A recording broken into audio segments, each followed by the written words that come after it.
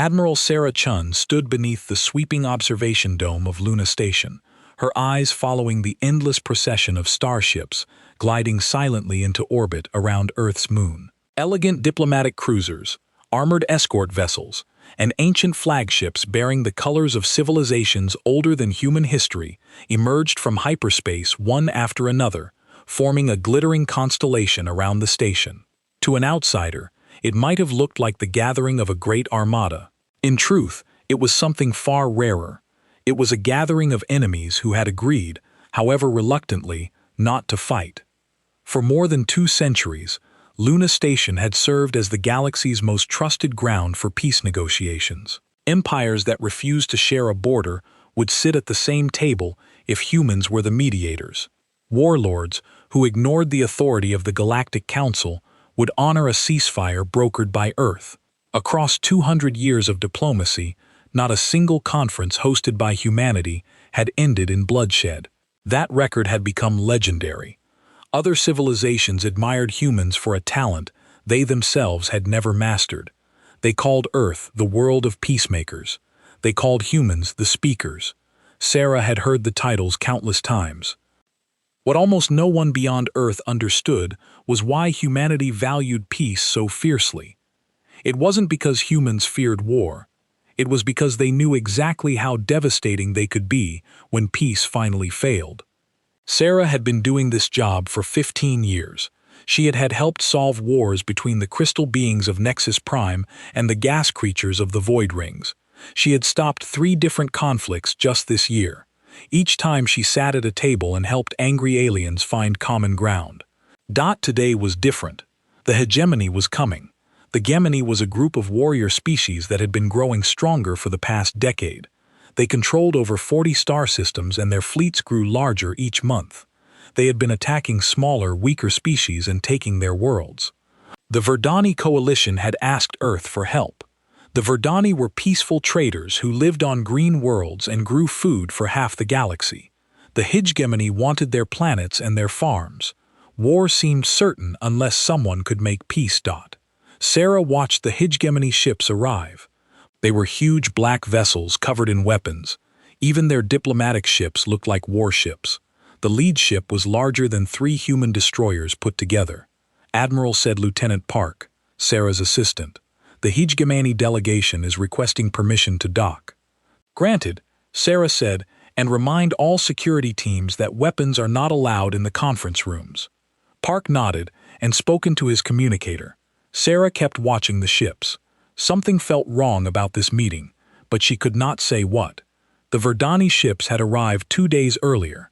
They were small green vessels that looked like flying gardens. Their diplomat, Prime Minister Thela, was a kind older female who spoke softly and wanted only peace for her people. She had brought gifts of rare seeds and beautiful flowers for the human mediators.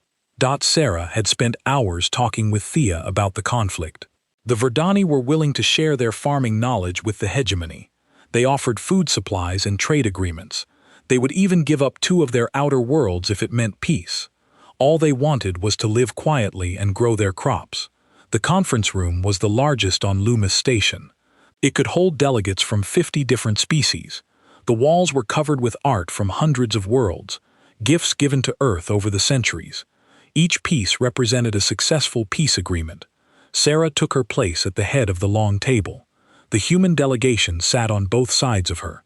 They were diplomats, scientists, and cultural experts who understood how different species thought and acted. The Verdani arrived first. Prime Minister Thala wore robes of living plants that changed color as she moved. Her skin was green and covered with small leaves. Her people were some of the most peaceful in the galaxy.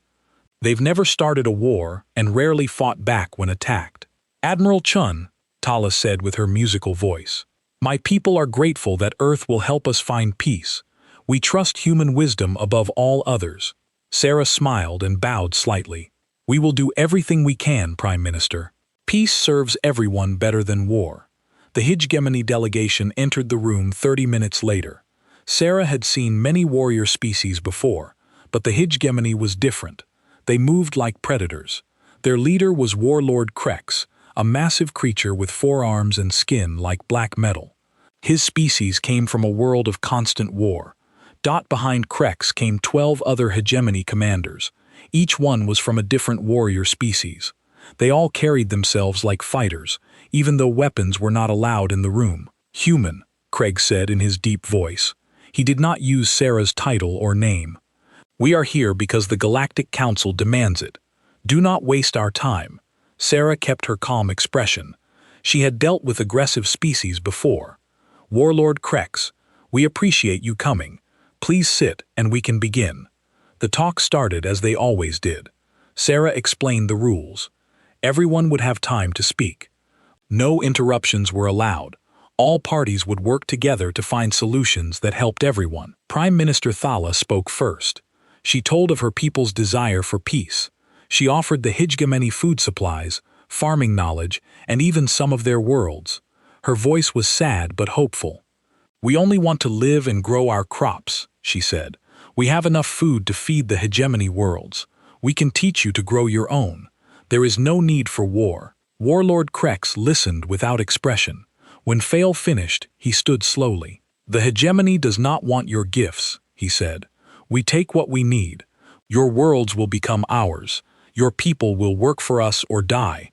This is how strong species survive." Sarah felt a chill but kept her voice steady. "Warlord, surely there are benefits to peaceful agreement. Trade makes both sides stronger than conquest." Kraze turned his 4 eyes toward her. "Humans talk too much. Your species has forgotten how to be strong. You mediate because you are too weak to fight." Other delegates around the table shifted uncomfortably. Sarah had been insulted before during negotiations. It was part of the process. She would stay calm and find a way forward. "Perhaps we could discuss specific arrangements." Sarah said, "The Verdani have valuable resources. Cooperation could benefit the hegemony more than occupation." The talks continued for hours. The hegemony demanded complete surrender. The Verdani offered everything they could. Sarah and her team suggested compromise after compromise. As the day ended, no progress had been made. The hegemony would not accept anything less than total victory. The Verdani could not agree to become slaves.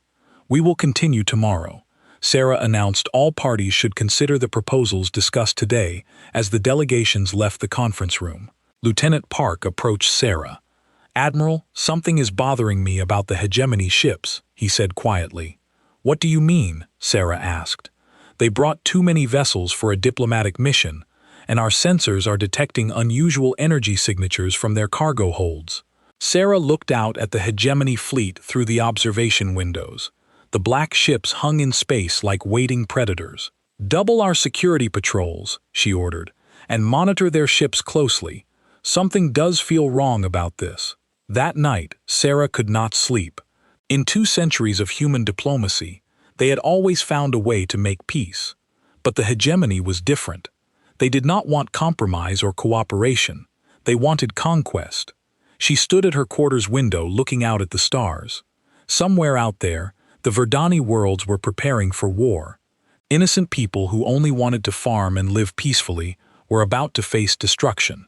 Sarah had always believed that talking was better than fighting. Humans had built their reputation on being the galaxy's peacemakers. They were the species that had evolved beyond violence. Tomorrow she would try again to find peace. It was what humans did. It was who they were. She did not know that by tomorrow night everything would change forever. The second day of talks began like all the others. Sarah arrived at the conference room early to review her notes. She has spent the night thinking of new ways to bring the 2 sides together. Prime Minister Thala was already there, tending to a small flowering plant she had brought as a gift for the humans. Her green skin looked paler than yesterday, and her leaf-covered hands shook slightly. "Are you feeling well, Prime Minister?" Sarah asked. Dala looked up with her large, gentle eyes. "I am afraid, Admiral Chun. My people sent me here hoping for peace, but I fear the hegemony wants only war." Sarah sat beside her. "We have helped solve 847 conflicts in the past 2 centuries. There is always a way to find peace. But what if one side does not want peace?" Thela asked quietly. Before Sarah could answer, the other delegates began arriving. Representatives from 47 different species filled the room. All of them belonged to the Verdani coalition or were neutral observers. They were scientists, diplomats, and leaders who believed in peaceful solutions. The HFY delegation entered last. Warlord Kree. He moved with purpose, and there was something cold in his 4 eyes. His commanders spread out around the room instead of sitting together. "We will continue where we left off yesterday," Sarah announced. "Prime Minister Thala, would you like to present your new proposals?"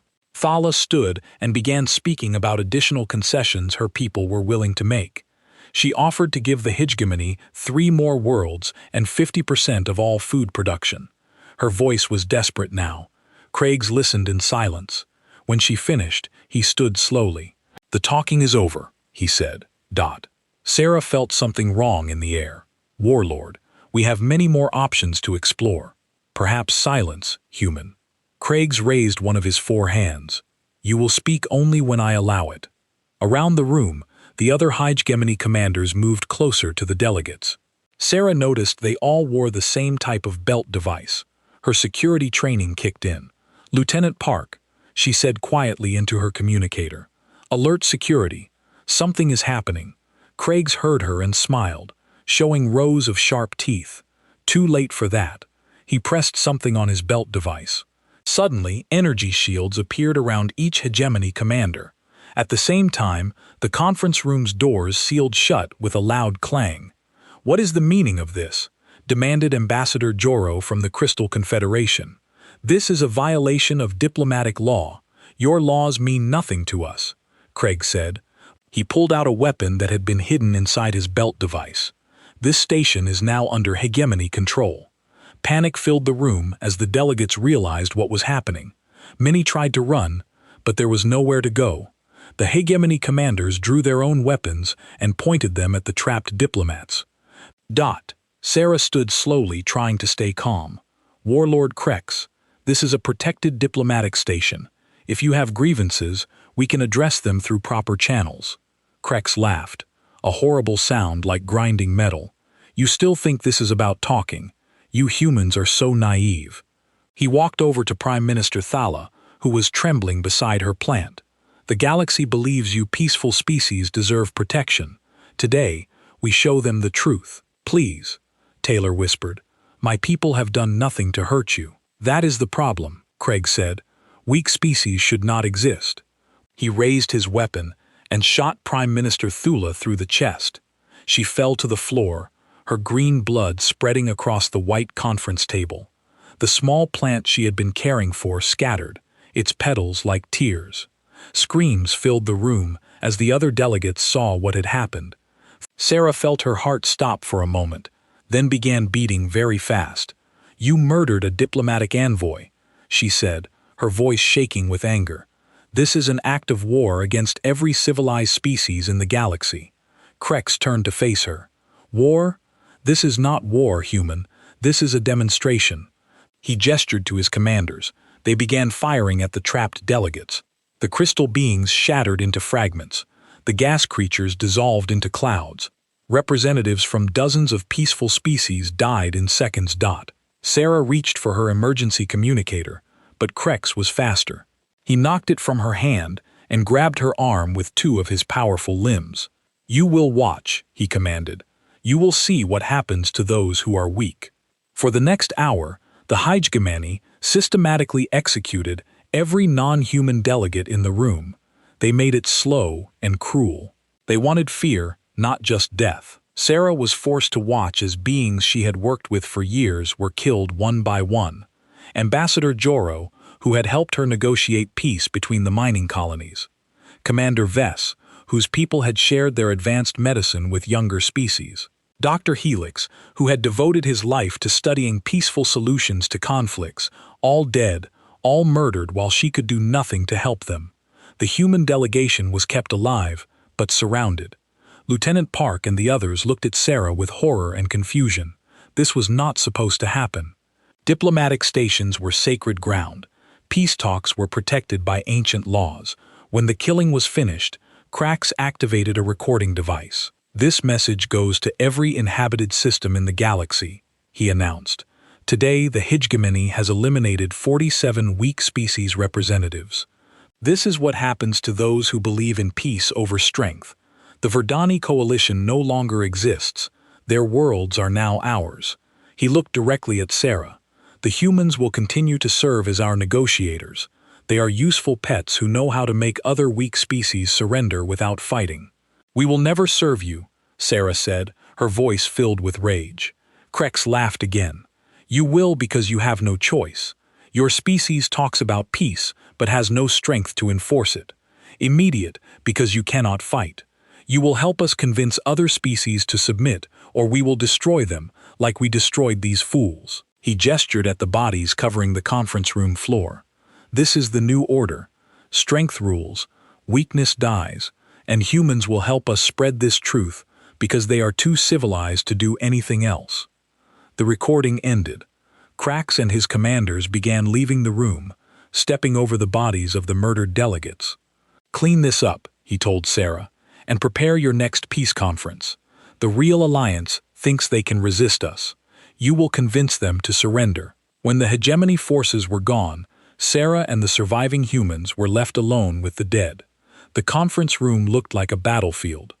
Blood from dozens of species stained the walls and floors. Lieutenant Park was crying as he tried to help a wounded Aquare. Admiral, what do we do? Sarah looked around the room at the carnage. In 200 years of human diplomacy, nothing like this had ever happened. The hegemony had turned Luna Station into a slaughterhouse. Send a message to Earth, she said quietly. What should we tell them? Park asked. Sarah walked over to Prime Minister Thala's body. The gentle Verdani leader still held one petal from her plant in her dead hand. Sarah knelt and closed Thala's eyes. Tell them exactly what happened here, she said. Tell them every detail and then tell Earth Command that Admiral Sarah Chun requests immediate evacuation of all human diplomatic personnel from every station in the galaxy. Admiral. Sarah stood and looked out the observation window at the hegemony fleet. The black ships were already moving toward Verdani space to begin their conquest. Tell them the age of human diplomacy is over. For the next 72 hours, Earth went completely silent. No response to Galactic Council emergency sessions. No statements about the massacre. No diplomatic protests or calls for justice. The galaxy waited to see how the peaceful species would respond to this unprecedented act of violence against diplomatic law. They would not wait much longer to find out. The galaxy held its breath for 3 days. Emergency sessions of the Galactic Council were called, but Earth's representative chair remained empty. Calls to human diplomatic stations went unanswered. Messages sent to Earth received no response. Admiral Sarah Chun had been evacuated from Luna Station along with all surviving human personnel. The massacre site was sealed by Galactic Council security forces, but the damage was done. 47 species had lost their diplomatic representatives. The hegemony had already begun attacking Verdani worlds. On Earth, something was happening that the galaxy had never seen before. Admiral Chun stood in the emergency command center buried deep beneath Geneva. Around her screen showed star maps, fleet positions, and intelligence reports from across human space. For the first time in 200 years, Earth's military leaders were all in one room. General Marcus Webb commanded Earth's defense forces. Admiral Lisa Torres controlled the exploration fleets. Colonel James Kim ran special operations. Dr. Alana Vasquez headed weapons research. These people have been keeping secrets for generations. Are we certain about this decision? Dr. Vasquez asked. Once we begin, there is no going back. The galaxy will never see us the same way again. Admiral Chun looked at the images from Luna Station still displayed on the wall. Prime Minister Thala's body, the murdered delegates, Warlord Krex's mocking smile. The galaxy already made its choice, she said. They chose to reward violence and punish peace. We spent 2 centuries proving we were better than our ancestors. 2 centuries showing we could solve problems without killing, and this is what we got for it. General Webb pulled up a holographic display of human space. It showed hundreds of ships marked as civilian vessels, cargo haulers, mining ships, exploration craft, research stations. The hegemony thinks we are weak because we talk instead of fight, he said. They do not understand that we were choosing not to fight. There's a difference. Admiral Torres activated another display. This one showed the same ships, but with different labels. The cargo haulers were actually troop transports capable of carrying entire armies. The mining ships were orbital bombardment platforms with enough firepower to glass planets. The exploration craft were warships disguised as science vessels. "How long have we been hiding this?" Admiral Chun asked. "Since the beginning," Colonel Kim answered. "When we first met alien species, our leaders decided to hide humanity's true nature. We wanted to be welcomed into galactic society, not feared. So, we became the talking species instead of the fighting species." Dr. Vasquez brought up weapons files that were marked with security levels the galaxy had never heard of. "Our medical research stations have been developing new military technologies for decades. Our agricultural colonies are training grounds for special forces. Our entire civilian infrastructure is designed to become a war machine when needed." Admiral Chun walked to the main communications console. "And now we need it." She activated the galaxy's emergency broadcast system, overriding all other communications. Every inhabited planet, every space station, every ship with a receiver would hear what she was about to say. "Citizens of the galaxy," she began, her voice calm and clear. "This is Admiral Sarah Chun of Earth. 3 days ago, the Hijgamani murdered 47 diplomatic representatives on Luna Station. They called it a demonstration of strength.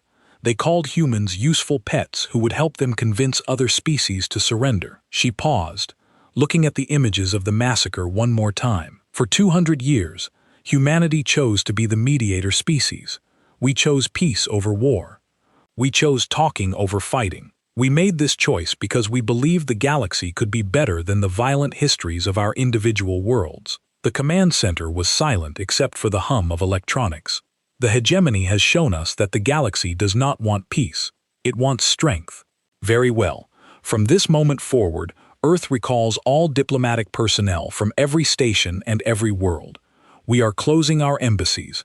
We are ending our mediation services." Admiral Chun looked directly into the camera. "We spent 200 years proving we were better than our ancestors. The galaxy has chosen to reject that gift. Effective immediately, humanity will respond to threats with the methods our ancestors would have used. We are done being civilized." The broadcast ended across the galaxy. Beings who had known humans as gentle peacemakers stared at their screens in shock. What happened next surprised them even more. Human ships that had been scattered across the galaxy for decades suddenly changed their behavior. Cargo vessels near hegemony space began moving into attack formations. Research stations in remote systems activated weapon systems that appeared from nowhere. Agricultural colonies launched fighter squadrons that had been hidden underground on the Centauri mining station. Administrator Johnson received new orders from Earth for 30 years. He had been pretending to run a simple asteroid mining operation. In reality, he commanded a fortress that could control shipping through 5-star systems. "Sir," his assistant said, confusion in her voice, "we are receiving military activation codes. These systems have been here all along." Johnson smiled grimly as hidden weapon platforms emerged from what had appeared to be asteroid mining equipment. The hegemony wanted to see human strength. They are about to get their wish. Across human space, the transformation was happening everywhere. Scientists became soldiers. Miners became weapons operators. Farmers became special forces. The peaceful face humanity had shown the galaxy for 2 centuries disappeared, revealing something the galaxy had never seen. Dr. Sarah Kim had been running a medical research station near the edge of hegemony territory. She had treated injured aliens, developed new healing techniques, and saved thousands of lives. Now she was activating combat systems that had been built into her station from the beginning. "How many people knew?" asked her head nurse. "An alien from the peaceful Kithan species." "Every human," Dr. Kim replied as her medical station transformed into a military base. "We all knew what we were hiding. We all chose to hide it. The galaxy never asked us why we were so good at avoiding war. They just assumed we were naturally peaceful." The Kethan nurse looked terrified. "But you saved my life when I was injured. You are healers. We can be both," Dr. Kim said gently. "Humans are very good at being whatever the situation requires. For 200 years, The situation required diplomats and peacekeepers. Now it requires something else. Word of humanity's transformation reached the hegemony within hours. Warlord Krex was aboard his flagship, preparing for another attack on Verdani colonies. When his intelligence officers brought him the reports, the humans are mobilizing some kind of fleet. His chief strategist reported, "Our scouts count over 3,000 vessels moving toward our territory." Krax laughed. 3,000 cargo ships and research vessels. Are they planning to negotiate us to death? Sir, something is strange about these ships. They are not broadcasting standard civilian identification codes. Because they are scared, Krax said dismissively. Humans have never fought a real war. Their entire species has been soft for centuries. Send a message to Earth. Tell them we will destroy any ship that enters hegemony space. But the hegemony intelligence was wrong about one crucial thing. Humans had fought real wars. They had fought them for millions of years on their home planet. They had fought wars that made the age conflicts look like children's games. They had just chosen to stop fighting for the past 200 years. Now that choice was over. Admiral Chun watched the deployment reports come in from across human space. Ships that have been disguised for decades were revealing their true capabilities.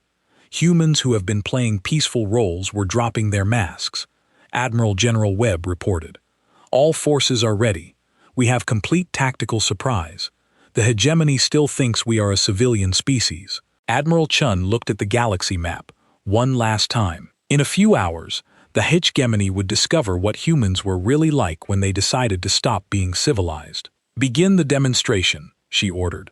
The first hegemony patrol encountered human forces near the Proxima system. Commander Vex commanded 5 hegemony destroyers and expected to face frightened human cargo ships. Instead, he found 12 human vessels that looked nothing like the peaceful craft the galaxy knew. These ships were built for war with weapons that made hegemony technology look primitive. Open fire.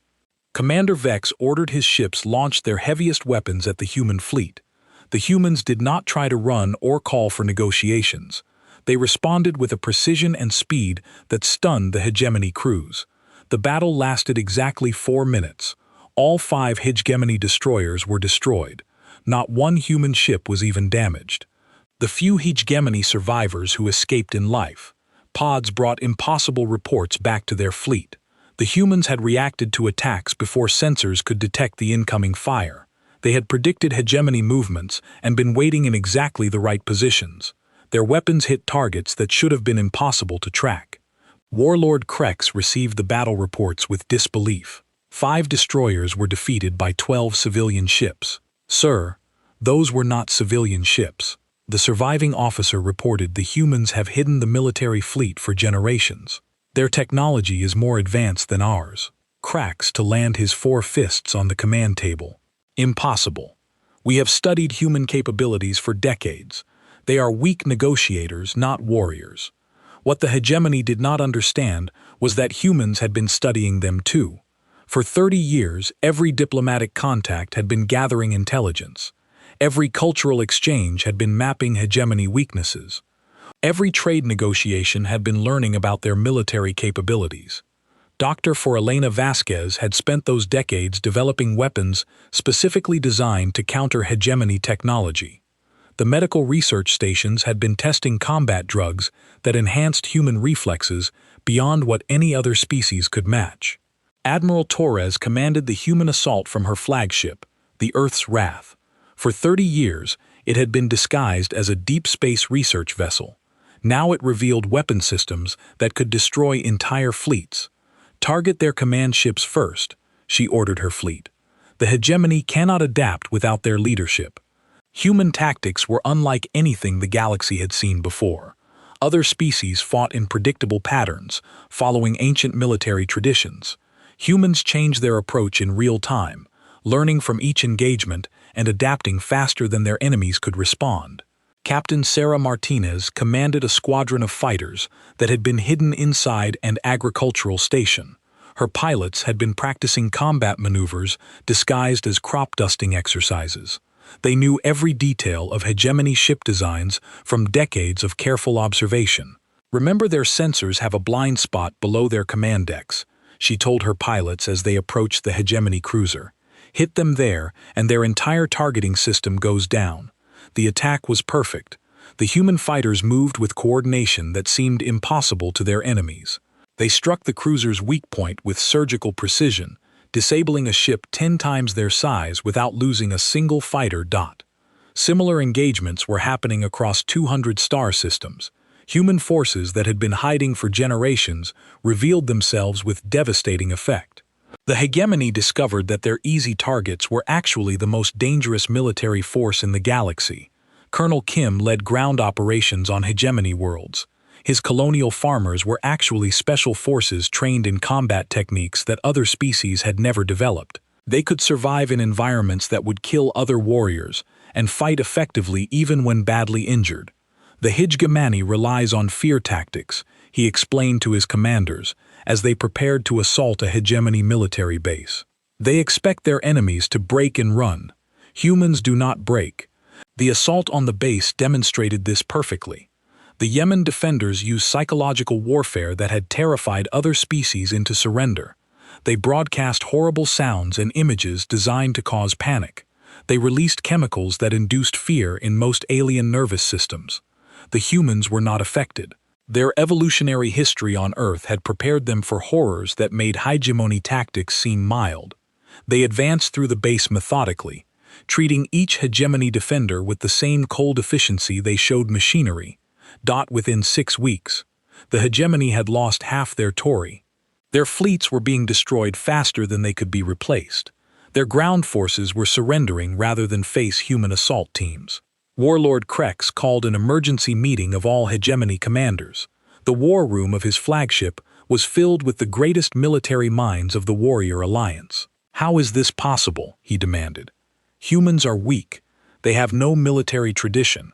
They spend their time talking instead of fighting." General Mordak of the Titan species had been a warrior for 200 years. He had conquered dozens of worlds and never known defeat. Now his forces were retreating from human space as fast as their ships could carry them. "Sir, I believe we misunderstood the humans completely," he said quietly.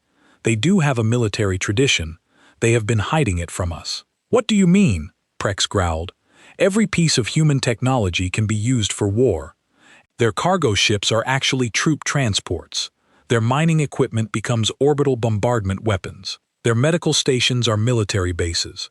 They have been preparing for war while pretending to want peace." Admiral Thok of the Raider clans added her own observations. "More than that, sir, the way humans fight is different from any species we know. They adapt to every situation. They learn from each battle and change their tactics. They coordinate across vast distances like a single organism, and they do not show fear," General Morta continued. "Other species break under pressure. Humans become more dangerous when threatened. It is as if violence is their natural state and peace was the artificial condition." The truth was worse than they imagined. Humans had evolved on a death world where everything wanted to kill them. They had survived by becoming the most dangerous predators on their planet. Their peaceful nature was not evolution. It was a choice they made after conquering their own world so completely that they had to create artificial challenges to stay interested. Dr. Vasquez monitored the war from her command center on Earth. Biosensors throughout human space showed that human soldiers were actually performing better under combat stress than during peacetime exercises. "Look at these readings," she told Admiral Chun. "Human heart rates, reaction times, and decision-making abilities all improve during combat. We are literally designed for war." Admiral Chun reviewed the battle reports coming in from the front lines. Human forces were not just waiting, they were dominating completely. Hegemony fleets that had terrified the galaxy for decades were being destroyed by human ships they had never seen before. "How long until the hegemony collapse is complete?" she asked. General Webb checked his strategic displays. "At current rates, 6 more weeks. They cannot replace losses fast enough to continue fighting. Most of their allied species are already requesting separate peace agreements. The requests for peace were coming through non-human intermediaries. The galaxy had learned that humans were no longer interested in diplomatic negotiations. Species that wanted to survive simply declared neutrality and evacuated any systems that might become battlefields. The Kel Empire, which had been allied with the hegemony, sent a message through the Galactic Council. The Krell Empire recognizes that we misunderstood human capabilities. We withdraw all support from hegemony operations and request that human forces consider us neutral in this conflict. Similar messages came from dozens of other species. The galaxy was learning a new lesson. When humans decided to fight, surrender was the only rational choice. Warlord Krex watched his empire crumble from his command ship. In 10 weeks, he had gone from the most powerful being in the galaxy to a fugitive running from human hunter-killer squadrons. "Sir," his communications officer reported, "we are receiving a message from the human fleet." Admiral Chun's face appeared on the main screen. Behind her stood human military officers whose existence the galaxy had never suspected. "Warlord Krex," she said calmly, "this is Admiral Chun. You have 48 hours to surrender yourself and your remaining commanders for trial. If you refuse, we will continue hunting you until every member of your leadership is dead." Craig stared at the human who had once been forced to watch the massacre on Luna Station. "You were weak. You begged for peace." "I offered you peace," Admiral Chun replied. "You chose war instead. This is what human war looks like." The communication ended. 48 hours later, human forces located Krex's flagship and destroyed it. There were no survivors. The war ended, not with a peace treaty, but with complete silence from hegemony space. Human forces had systematically dismantled the Warrior Alliance in less than 4 months. Every hegemony leader was dead. Every hegemony world had surrendered or been evacuated. Admiral Sarah Chun stood in the same observation deck where she had watched the peace talks begin 6 months earlier. Luna Station had been rebuilt, but everything was different now. The conference rooms designed for diplomatic negotiations had been converted to military command centers. Representatives from across the galaxy were requesting meetings with Earth, but they no longer came as equals seeking mediation. They came as petitioners asking for protection. The first to arrive was Chancellor Yates of the Democratic Systems Alliance, representing over 200 peaceful worlds. His ship landed with all weapons disabled and broadcasted surrender codes as it approached. "Admiral Chun," he said when he entered the station. His voice shook slightly. "The Alliance wishes to formally apologize for our failure to prevent the Luna Station massacre. We should have acted to stop the hegemony's aggression." Sarah listened without expression. For 30 years, Chancellor Yates had been one of the strongest supporters of human diplomatic services. He had often praised Earth for its evolution beyond violence, and had used humanity as an example of what civilized species could become. "Chancellor," she replied, "your apology is noted. What do you want from Earth now?" "Protection," he admitted. "Without the hegemony threat, smaller aggressive species are trying to fill the power vacuum. Our worlds are being attacked by raiders and pirates who think the galaxy has become weak." Sarah walked to the observation window, where she could see the new human fleet patrolling nearby space. These were not disguised cargo ships or hidden research vessels. These were purpose-built warships that made no attempt to appear peaceful. "And what makes you think Earth will provide this protection?" Chancellor Yiggs followed her gaze to the human warships. "Because you are the only species with the strength to maintain order. The galaxy has learned what happens to those who threaten human interests. This was the new reality. In 4 months, humanity had gone from being the galaxy's mediators to being its undisputed rulers. Not through conquest or occupation, but through the simple demonstration of overwhelming power." Dr. Elena Vasquez entered the observation lounge carrying a data tablet. As Earth's new director of galactic affairs, she had replaced the old diplomatic corps with something the galaxy had never seen before. "Admiral, we have received formal surrender requests from 47 species that were allied with the hegemony," she reported. "They are offering complete cooperation with human authority in exchange for protection from retaliation." Sarah reviewed the list. These were the same species that had been attacking peaceful worlds just months earlier. Now they were begging Earth for mercy. "What are our terms?" Chancellor Yates asked nervously. Dr. Vasquez activated her tablet and displayed what became known as the Terrara Doctrine, humanity's new rules for galactic civilization. "First," she read, Any species that attacks diplomatic representatives or civilian populations will face immediate human military response. Second, all conflicts between species must be resolved through arbitration supervised by human observers. Third, any species that refuses human arbitration will be considered hostile and treated accordingly. And if we agree to these terms, the Chancellor asked, then human forces will protect your worlds from aggression, Sarah answered. Pirates, raiders, and aggressive species will find themselves facing the same fate as the hegemony. The Chancellor signed the agreement without reading it completely. So did representatives from 300 other species over the following weeks. The galaxy had learned a simple lesson. Cooperation with humanity meant safety, while opposition meant destruction. Dr. Elizabeth Moore had been studying galactic sociology for 20 years. Before the war, she had been part of Earth cultural research teams, analyzing how different species interacted. Now, she was documenting the most dramatic social change in galactic history. It is remarkable, she told Sarah during one of their briefings. Galactic crime rates have dropped by 90% in the past month. Trade disputes are being resolved in days instead of years. Species that have been fighting for centuries are suddenly finding peaceful solutions. Fear is an effective motivator, Sarah replied. It is more than fear, Dr. Moore continued.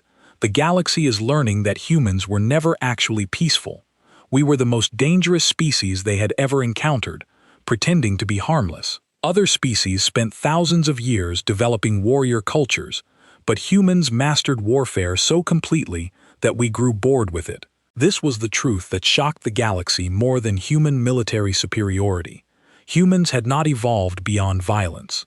They had become so good at violence that they treated it as a solved problem. Their peaceful nature was the confidence of apex predators who no longer feared anything. Captain Rodriguez commanded a human patrol ship near the former hegemony border. His job was to intercept any aggressive species attempting to raid the now undefined worlds. The work was easy. Most potential raiders surrendered as soon as they detected human ships.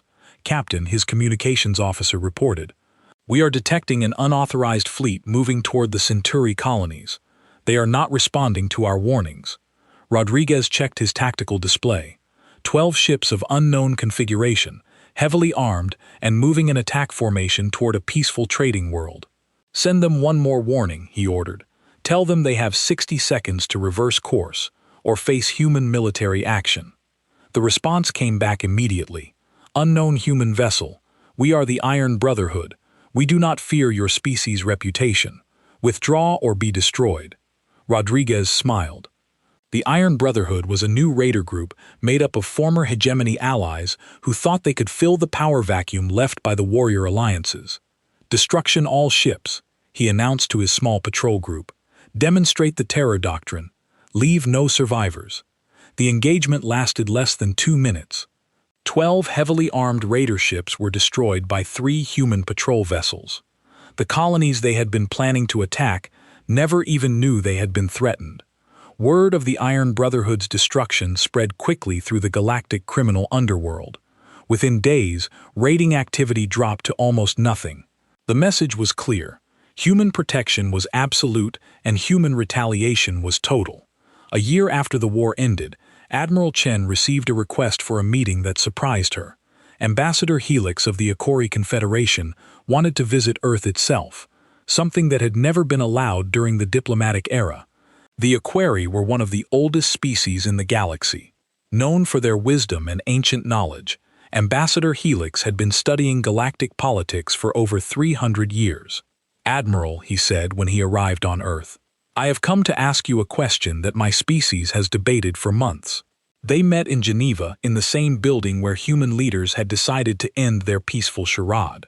Through the windows, Ambassador Helix could see human military installations that have been hidden beneath the city for centuries.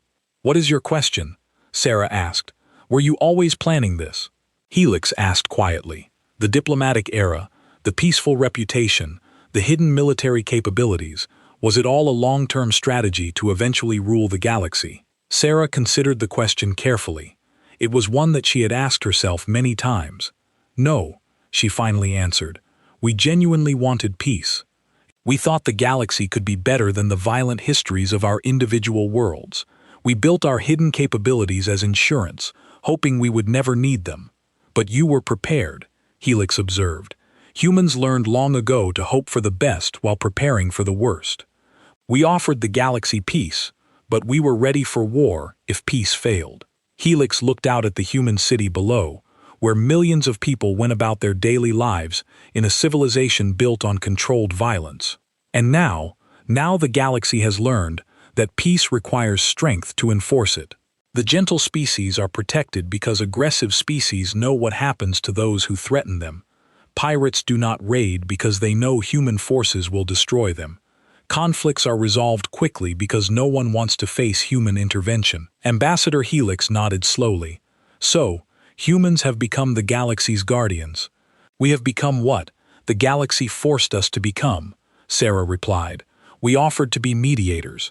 They chose to make us rulers instead. As Ambassador Helix's ship departed Earth, he sent a message to the Aquari Confederation. The humans have not conquered the galaxy. They have simply stopped pretending not to own it. The galaxy had learned the most important lesson in its history. There was a difference between a species that could not fight and a species that chose not to fight. Humanity had spent 2 centuries proving they were the latter, and now, for the first time in galactic history, there was true peace among the stars. Not the fragile peace of careful diplomacy, but the solid peace that came from knowing that violence would be met with overwhelming force. The age of human civilization was over. The age of human dominance had begun, and the galaxy was safer than it had ever been before.